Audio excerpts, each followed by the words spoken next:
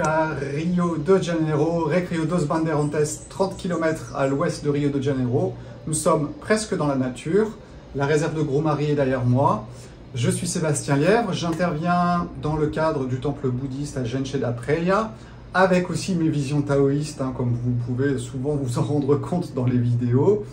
J'ai intégré le bouddhisme depuis 1 an et demi ou 2 ans, mais quelque part, quand on connaît le taoïsme, on connaît le bouddhisme, et c'est un subtil mélange de tout ça qui vous est présenté sur cette chaîne YouTube du temple. Donc je suis naturopathe depuis un peu plus de 20 ans maintenant, et voilà, aujourd'hui je vais vous présenter une chose. On va revenir sur quelque chose de très terre à terre, on est sur du physique, on est sur du concret, et nous allons parler du magnésium. Alors, nous allons avoir 1, 2, 3, 4, 5 parties. La première partie, à quoi il sert dans le corps? Où se trouve-t-il? La deuxième partie, quels sont les symptômes des carences? Le système immunitaire, le cancer aussi, les troubles du système nerveux, la fatigue. On va revenir un petit peu sur tout ça. On va revenir aussi sur les raisons. Pourquoi sommes-nous en carence de magnésium? Donc je vais vous parler du stress, je vais vous parler de l'alimentation industrielle, de l'alcool aussi parce qu'il en fait partie. Et puis nous allons parler de où peut-on le trouver? Dans les milieux vivants, donc les céréales complètes, etc. Dans le minéral, l'eau de mer par exemple. Et puis nous allons voir comment nous pouvons nous supplémenter avec le magnésium par les voies cutanées, rectales, veineuses, alimentaires. Et surtout, faire bien attention aux insuffisances rénales, parce que ça, c'est le petit problème qui va se poser si vous avez une insuffisance rénale pour le fait de prendre du magnésium. Donc c'est parti, à peu près, je pense, 25 minutes, 30 minutes de vidéo. Le magnésium. Alors, le magnésium est un minéral très important dans le corps. Il n'y en a que 25 grammes dans le corps, mais il a une importance très importante. Et comme beaucoup de minéraux, ils agissent en petite quantité, mais sur énormément de processus. Pour vous donner un ordre d'idée, c'est à peu près 300 réactions biochimiques dans le corps qui sont liées au magnésium. Donc ça, c'est vraiment quelque chose qui est très important. C'est de comprendre au niveau cellulaire, c'est que le magnésium, il intervient dans plein de choses. Ensuite, ces 25 grammes, ils sont stockés où? Eh bien, à 60%, ils sont stockés dans vos os et dans vos dents. Alors, ce sont des réserves qui vont être relarguées dans le sang en fonction des besoins du corps. Dans le sang, normalement, il n'y en a pas énormément qui traînent, sauf quand vous mangez, et ensuite, il va être stocké ou excrété. Et quand même, la majorité est dans vos dents et dans vos os en réserve. Sinon, vous le trouvez dans vos muscles, vous le retrouvez dans vos cellules. Mais c'est vrai que dans le sang, il n'y en a pas forcément une quantité énorme qui circule. Alors, à quoi il sert dans le corps? Eh bien, il sert à vraiment énormément de choses. Il va pouvoir servir à la fabrication des hormones, notamment dans le cadre de l'insuline, puisqu'il intervient de façon très importante dans ce cadre-là. Et c'est pour ça qu'il est recommandé au niveau du diabète, voire même de la prévention du diabète, d'avoir des taux de magnésium dans le sang qui sont vraiment suffisants. Il va intervenir aussi dans le système nerveux. Tous les échanges au niveau du système nerveux, au niveau extracellulaire et intracellulaire, eh bien en fait, il va intervenir. Donc tous vos troubles de système nerveux, notamment la contraction musculaire par exemple, puisque c'est vraiment quelque chose sur lequel on reviendra après, mais la contraction musculaire, les spasmes musculaires sont des symptômes de carence de magnésium. Et donc tout ce système nerveux qui intervient aussi en cas de stress, puisque quelque part, quand vous êtes stressé, votre corps il réagit et il essaye de se calmer. Et c'est là qu'il envoie le magnésium, et c'est là qu'il le consomme. Et on verra ça après sur les symptômes des carences en magnésium. Mais il va aussi être utilisé dans l'absorption des lipides. Alors je vous rappelle une des vidéos que j'avais faites qui vous parlait un petit peu de la paroi extracellulaire qui était remplie de lipides, parce que les lipides servent de wagon. C'est-à-dire qu'en fait, quand une substance doit rentrer ou sortir de la cellule, eh bien, elle passe par les lipides et les acides gras essentiels, les acides gras dont je vous ai parlé sur une autre vidéo, et qui servent de transporteurs.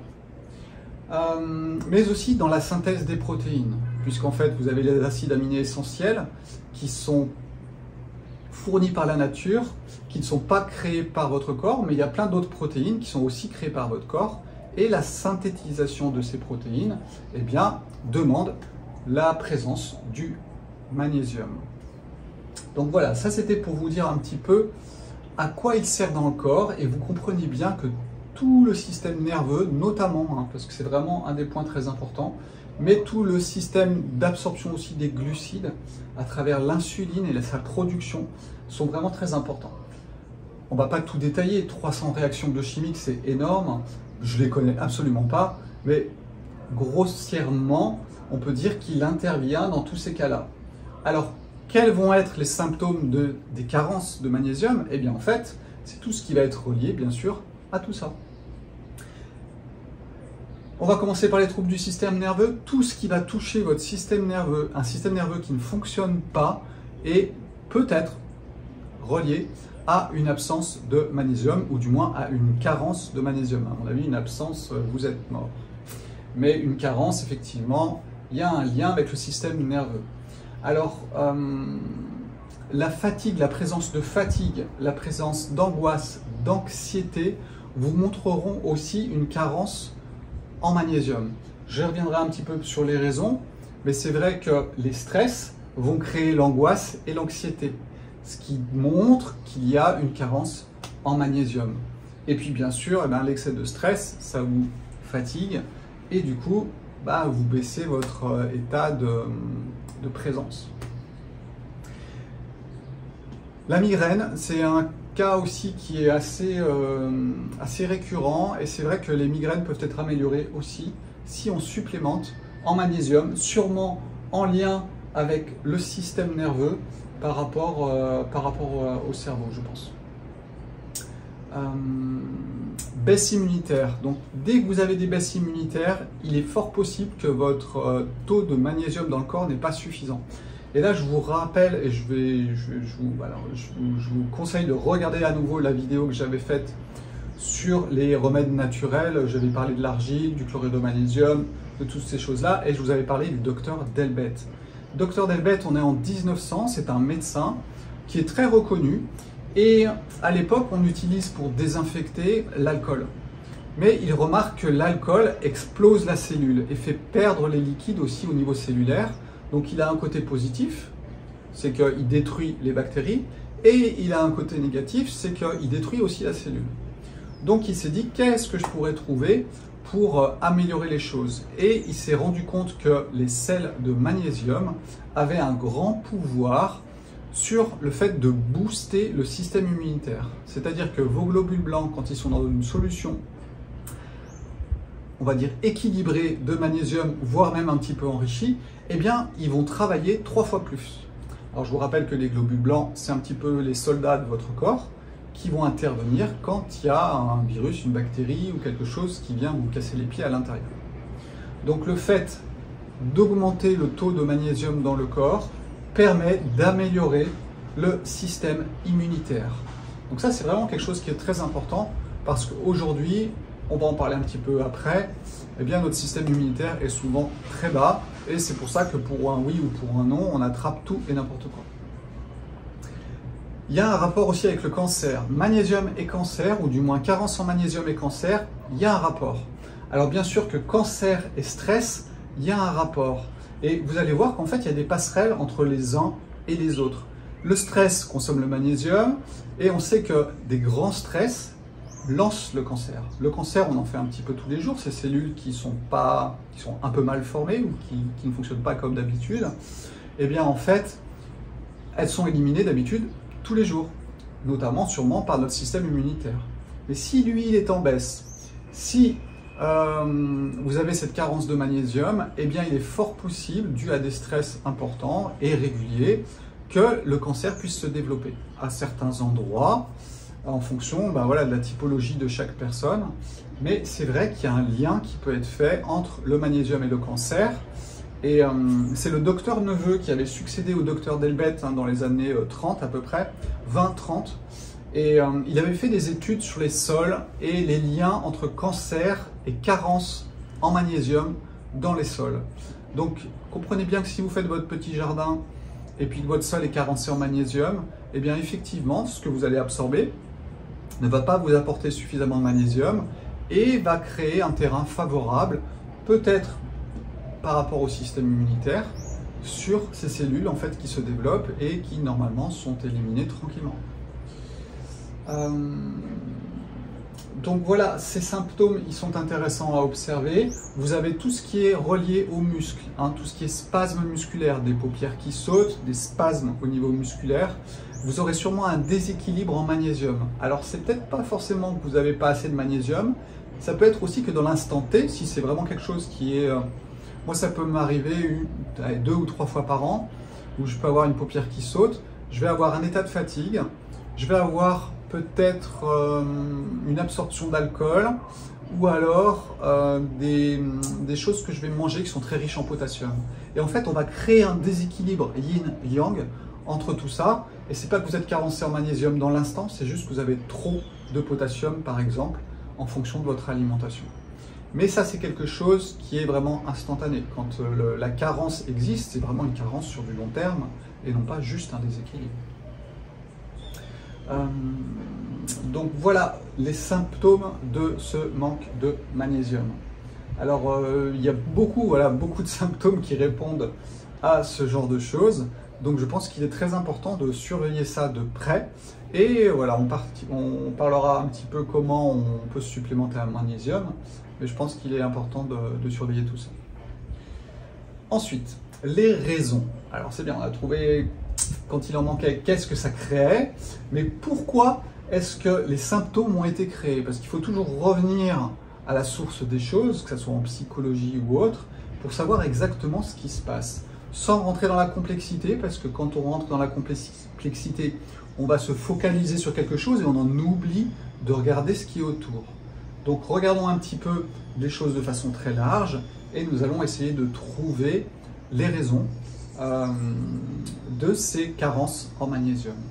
Alors si on regarde bien, les stress réguliers vont créer cette carence en magnésium. Pourquoi? Parce que le magnésium, il vient réguler tout votre système nerveux. Si vous êtes en stress, vous mettez sous pression le système nerveux et votre magnésium vient compenser pour calmer tout ça, rééquilibrer. Et au fur et à mesure, effectivement, vous allez consommer votre magnésium et si votre apport n'est pas suffisant, nous allons en parler juste après, eh bien il est évident qu'un déséquilibre va s'instaurer et ça va créer les symptômes que l'on connaît.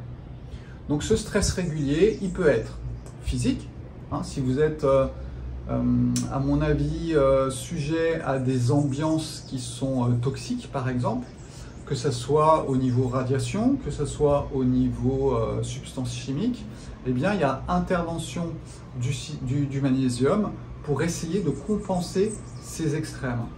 Et bien sûr, il va être consommé. Donc un stress régulier physique, mais aussi un stress régulier psychologique. Et tout stress psychologique agit énormément sur le système nerveux parce que ça vous demande du contrôle, généralement. Donc tout système de contrôle, c'est le magnésium qui vous l'apporte. Et voilà, quand c'est trop, on n'y arrive plus. Et on tombe dans une carence de magnésium parce qu'on en a trop demandé et parce qu'on n'en a pas assez apporté de l'autre côté. Je vous rappelle que le café, hein, j'avais fait une petite vidéo, je vous mettrai une petite incrustation pour ça. La petite vidéo, on va laisser passer l'hélicoptère. Non, c'est bon. J'avais fait une petite vidéo hein, sur les excitants, etc.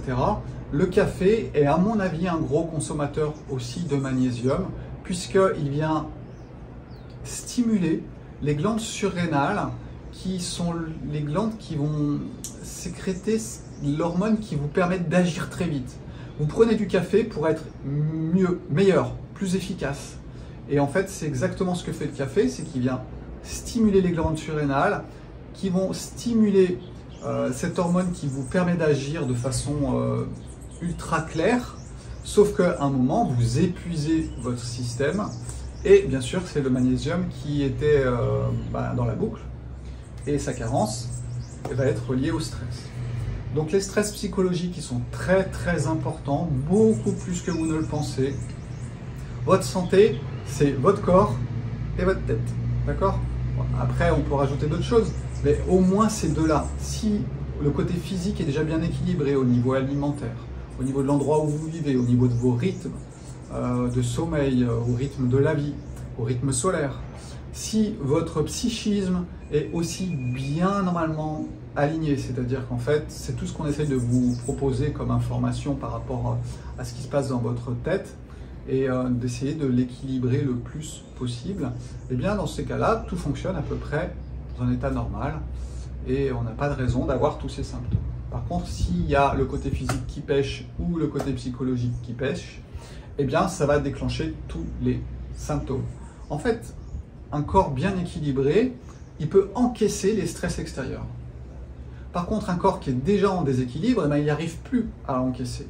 Donc, c'est pas qu'il ne faut pas avoir de stress, c'est juste que la façon d'y réagir, la façon dont on s'alimente, eh bien, vont permettre de compenser ces stress. C'est encore des histoires d'équilibre. Si vous avez beaucoup de déséquilibre au niveau stress et physique, eh bien, il faut vraiment le compenser par des apports de magnésium importants par rapport à tout ça. J'espère que le son est enregistré. Voilà, j'ai vérifié que mon micro enregistrait bien parce que mon jack n'était pas vraiment bien branché sur le téléphone. Donc tout s'est bien passé, la vidéo a été enregistrée avec le son. Donc nous parlions des raisons de cette carence en magnésium. On parlait du stress physique, psychologique. Et puis il y a aussi quelque chose qui est très intéressant, donc qui est relié au monde physique, c'est l'alimentation industrialisée. Alors je vais essayer de vous expliquer un petit peu tout ça, parce que c'est vrai que lors de toutes les vidéos, je ne suis pas trop allé en profondeur. On va en parler un petit peu aujourd'hui, ça tombe bien. Alors ce qu'il faut comprendre, c'est qu'aujourd'hui, nous mangeons beaucoup de choses raffinées. Je vais vous expliquer après. Alors raffiné, ça veut dire quoi? Ça veut dire tout ce qui est blanc. Le riz blanc, les pâtes blanches, ça veut dire enlever ce qui forme le grain en entier. Le grain en entier, c'est le germe, l'enveloppe et le cœur. Le cœur, ce sont les glucides, c'est l'énergie, c'est ce qui est blanc. L'enveloppe, c'est ce qui est un petit peu plus foncé, c'est ce qui contient tous les minéraux. Et le petit germe qui est là contient plein de vitamines. Quand vous mangez raffiné, vous mangez que le blanc, vous mangez que le cœur. Du coup, vous n'avez pas les minéraux et vous n'avez pas les vitamines. Or, dans l'enveloppe, notamment des céréales, des légumineuses et de tout ça, eh bien, vous allez trouver justement le magnésium. Donc, le fait de raffiner l'alimentation a permis de baisser les apports alimentaires en magnésium. Alors, permettre est un mot bien gentil, mais ça a créé le fait qu'on n'ait pas d'apport suffisant en magnésium dû à une alimentation raffinée. Ensuite, il faut bien comprendre une chose, c'est que le mode de culture a aussi une importance. Si vos terres sont pauvres, eh bien, vous pensez bien que ce qui pousse dessus ne va pas être très riche. Donc généralement, ce qu'on fait, vu que les terres sont appauvries de plus en plus, eh bien en fait, nous allons ajouter dans les terres des substances chimiques pour que la plante puisse pousser. Or, ces substances chimiques, elles ont des effets chélateurs. C'est en fait des effets de pince. Vous avez votre minéral ici, le magnésium, et puis vous avez la substance chimique qui est rajoutée dans le sol ou qui est posée sur les plantes, qui va bloquer le minéral. Et ce qui va se passer, c'est que quand vous le mangez, eh bien tout simplement, votre corps ne peut pas le débloquer. C'est amusant parce que j'avais regardé une fois la revue, c'était Que choisir ou 60 millions de consommateurs, et il faisait un parallèle entre le bio et le pas bio. Et il regardait les carottes bio, les carottes pas bio, et il regardait un petit peu la composition chimique. On arrivait à peu près au même résultat, bio et pas bio. Mais on en oublie une chose, c'est cet effet d'absorption par le corps qui n'est pas ou très difficilement possible quand on utilise des engrais chimiques ou bien des produits chimiques phytosanitaires. Parce qu'en fait, ça a des effets de pince et ça a beau avoir des minéraux, eh bien en fait, nous ne l'absorbons pas. Donc, le mode de culture est vraiment très très important. Le raffinage, le fait de manger des choses blanches est très très important aussi. Ce qui fait qu'aujourd'hui, dans notre alimentation de tous les jours, c'est vrai qu'on n'a pas les apports alimentaires en magnésium suffisants que l'on devrait avoir.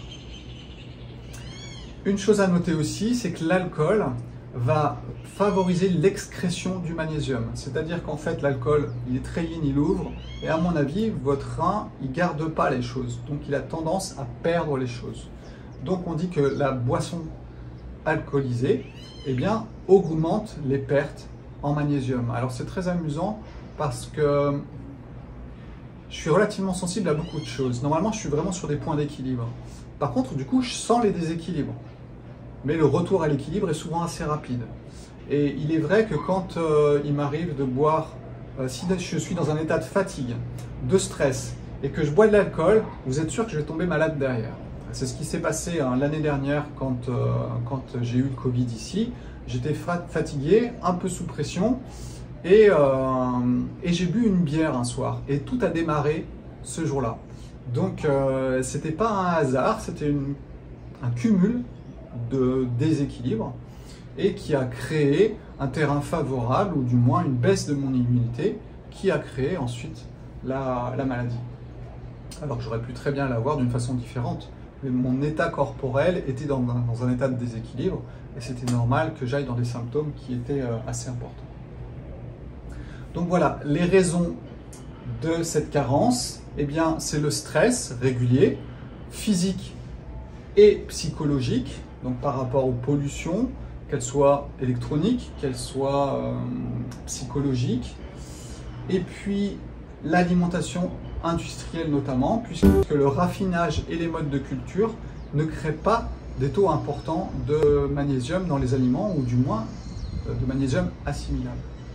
Et bien sûr la boisson alcoolisée, mais là nous ne sommes pas tous à la même enseigne en fonction de votre quantité d'alcool que vous buvez. Voilà, ça c'était pour les raisons. Ensuite, où vais-je trouver le magnésium? Alors le magnésium, vous allez le trouver dans le monde vivant, ou plutôt dans le monde minéral. Alors dans le monde vivant, vous allez le trouver où? Eh bien c'est très simple.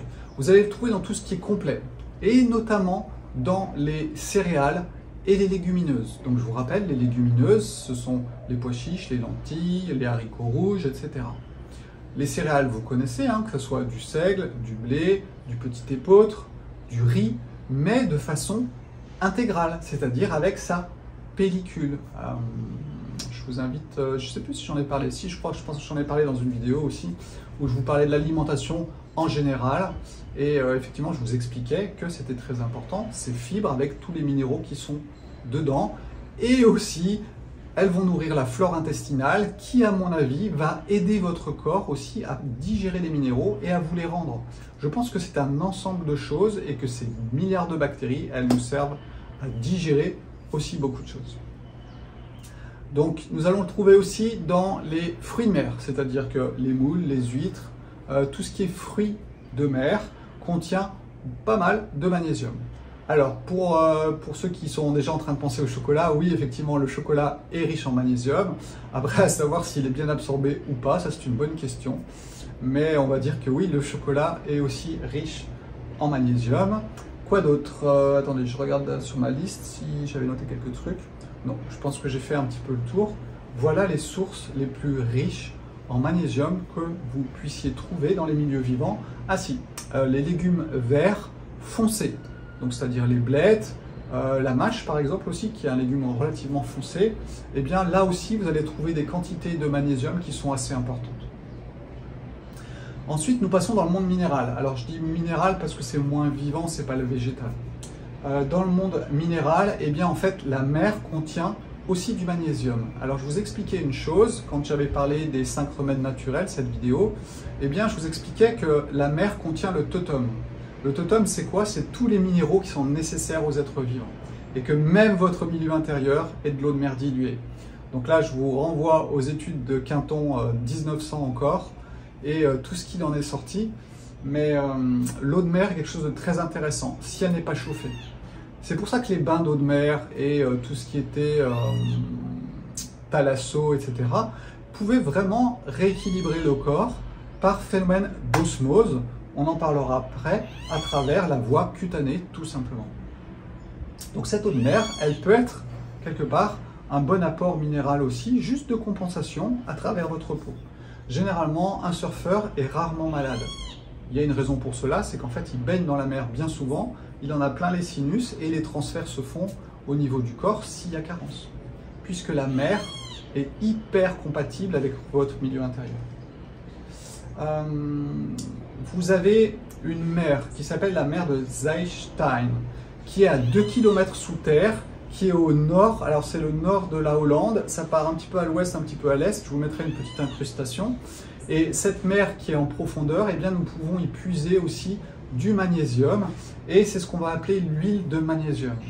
Alors l'huile de magnésium, c'est ça, c'est riche à 30% de magnésium et c'est quelque chose que vous pouvez poser, j'en parlerai après au niveau de la peau, mais ça peut être un apport extérieur minéral.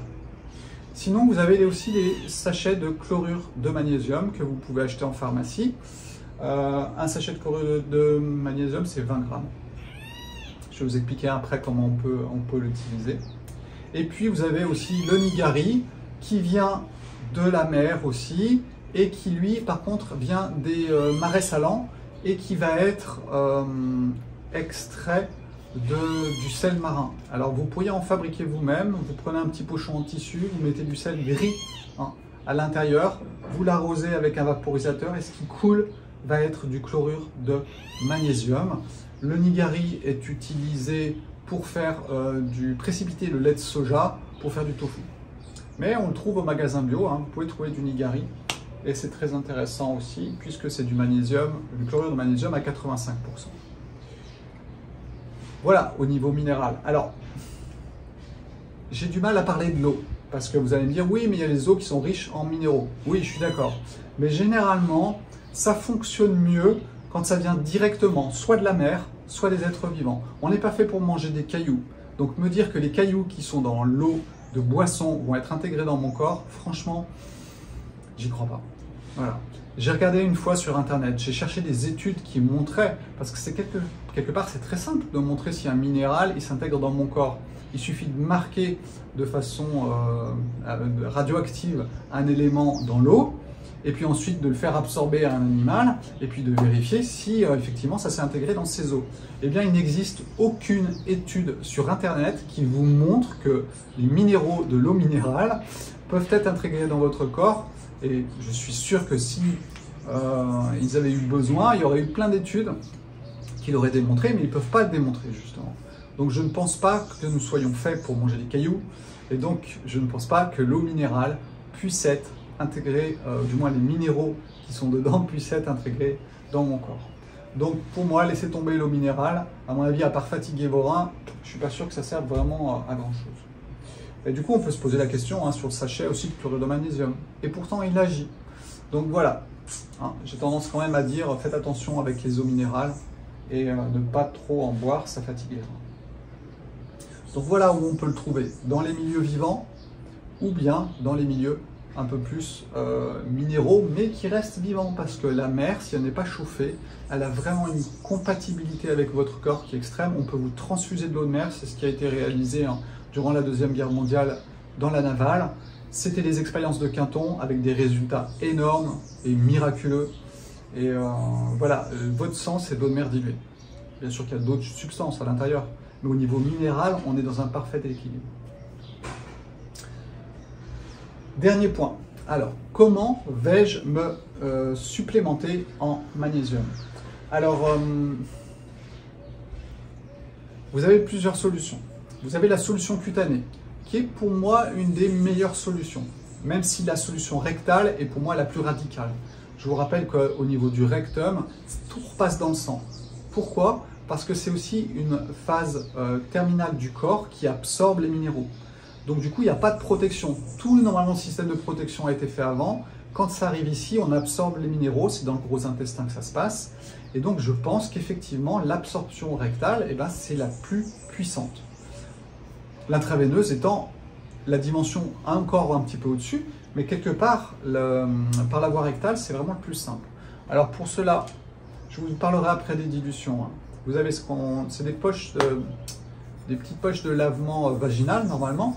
Vous pouvez faire la même chose, mais par un autre trou. Voilà, par la voie rectale, c'est possible aussi.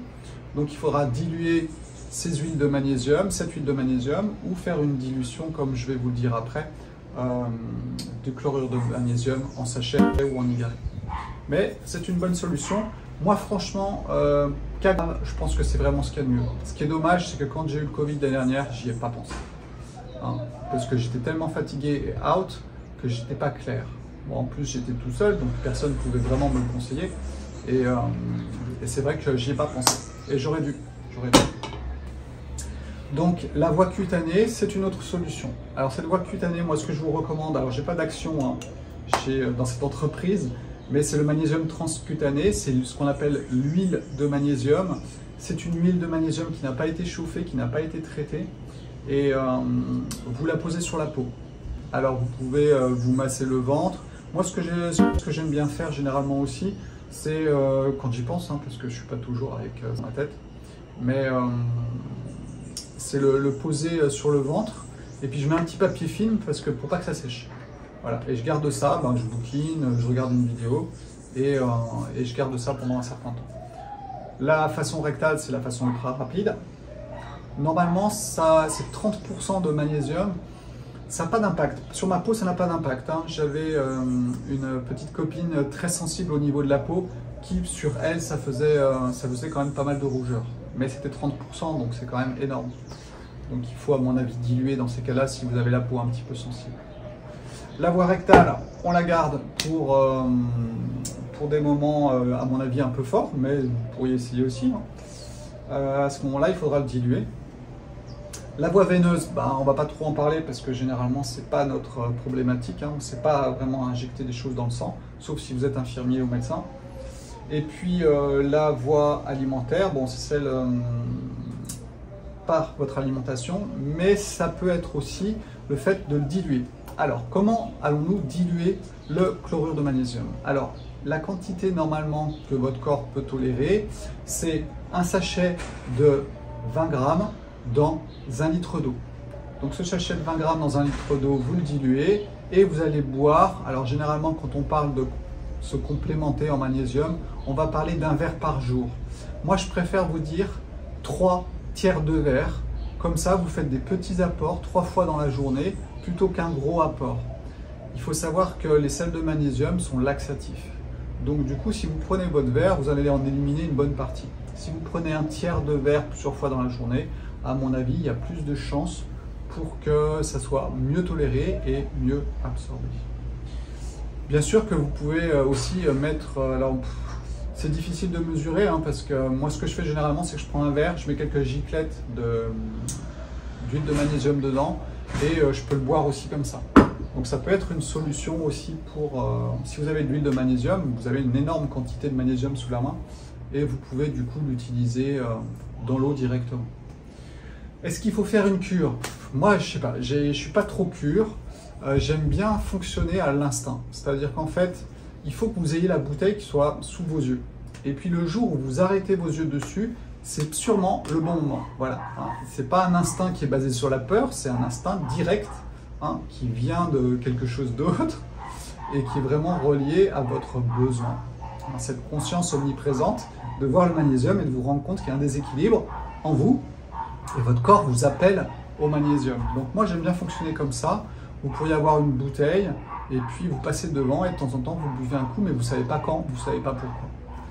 Si vous voulez faire une cure, ce que je comprends, eh bien allez-y, partez sur 3 semaines et vous essayez de boire un verre de cette dilution, 20 grammes dans 1 litre d'eau. Veineuse, non, alimentaire, j'en ai parlé. Et j'ai parlé de la dilution, donc on est bon. Attention, attention, insuffisance rénale, parce que c'est vrai que quand vous buvez un verre de magnésium, vous êtes largement au-delà des apports de ce que la nature fait dans un aliment. Donc il faut vraiment faire attention par rapport à ça. Vos reins vont devoir travailler plus pour éliminer. Et si vous avez des insuffisances rénales, là ça peut vraiment devenir un problème. Donc le cas où on ne doit pas prendre du chlorure de magnésium, ou du moins il faudrait le diluer à mon avis de façon très importante, ou alors tout simplement, pourquoi pas, par voie cutanée, mais encore en faisant attention. Parce que de toute façon, cutanée, ça va passer dans votre sang il va être filtré par les reins, donc de toute façon, on va retomber un petit peu sur la même chose. Mais voilà, le magnésium, c'est quelque chose de très très important. 300 réactions biochimiques dans votre corps au niveau cellulaire, les hormones, l'insuline notamment, le système nerveux, la synthèse des protéines, la baisse de l'immunité, voilà, tout ça c'est un ensemble et le magnésium a un rôle très très important à l'intérieur de notre corps. Je pense qu'il faut surtout comprendre qu'aujourd'hui, alors avant on ne se posait pas la question, on mangeait des céréales, du pain noir, etc. Donc les céréales étaient complètes. Et c'est vrai qu'aujourd'hui, avec l'alimentation industrielle, l'excès de stress, qu'il soit au niveau des ondes, qu'il soit au niveau de votre alimentation, ou même de ce que vous respirez, puisqu'en fait on sait qu'il y a beaucoup de substances qui peuvent être relarguées par les meubles, notamment dans l'atmosphère de votre maison, et bien ça aussi c'est un stress. Il est chimique. Et bien en fait tout ça crée des pertes en magnésium qui ne sont pas récupérées, etc., etc. Donc c'est un espèce de cercle vicieux dans lequel on fonctionne, et vous pouvez essayer de le bloquer de façon très facile avec le magnésium, en sachant que le magnésium pourrait aussi contrer les radiations. Donc ça peut être intéressant aussi en cas de radiation de prendre du magnésium de façon beaucoup plus importante qui va essayer de balancer l'effet des radiations. Voilà ce que j'avais à vous dire pour aujourd'hui. Nous étions vraiment sur quelque chose de très concret. C'est du monde physique, c'est les petits trucs qu'il faut connaître. Il n'y en a pas 50. Franchement, moi, argile, chlorure de magnésium, déjà là, mais j'ai presque tout. Puisqu'il suffit que mon corps fonctionne bien, ma psychologie aussi, et puis si je m'alimente bien, quelque part, j'ai pas besoin de tout ça normalement. Mais de temps en temps, on peut avoir besoin d'une béquille parce qu'on se fait piéger d'une façon ou d'une autre. Ça arrive à tout le monde. Et voilà en quoi le magnésium peut être intéressant pour vous et pour moi aussi, même si j'y pense pas trop. Mais alors c'est très drôle parce que j'avais pas prévu de faire cette vidéo sur le magnésium. Et en fait, il y a 2 jours, j'ai vu ma bouteille et j'ai dit tiens, il faudrait peut-être que je m'en mette un peu. Donc hier soir, je me suis mis de l'huile de magnésium sur la peau. Et ce matin, j'ai dit, tiens, je vais faire une vidéo sur le magnésium. Donc voilà, c'est vraiment le hasard qui fait les choses. Et c'est souvent comme ça que c'est le mieux. Donc reste à vous souhaiter une excellente journée. J'espère ensoleillée en France avec des bonnes températures puisque l'été arrive petit à petit. Salut aux Bretons et puis à bientôt pour 2 vidéos que je ferai sous peu aussi. Une sur le don de soi, puisqu'en fait, il y a beaucoup de gens qui donnent beaucoup, et ça c'est vraiment relié à un post que j'ai lu sur Facebook, et j'ai vu la personne qui se plaignait de donner autant et de ne pas recevoir. Elle a une grosse problématique sûrement, puisqu'elle doit être dans un déséquilibre. Donc le don de soi, ça existe, les limites du don de soi, ça existe aussi, et nous allons essayer de comprendre un petit peu pourquoi on en arrive là. Et puis j'en ai une autre en préparation et je ne me souviens plus laquelle. C'est pas grave, ça reviendra. Ah, il faut peut-être que je prenne un petit peu de magnésium pour la mémoire. Parce que la mémoire, c'est aussi le magnésium. Voilà, ciao ciao, je me mets au chocolat. Bye bye.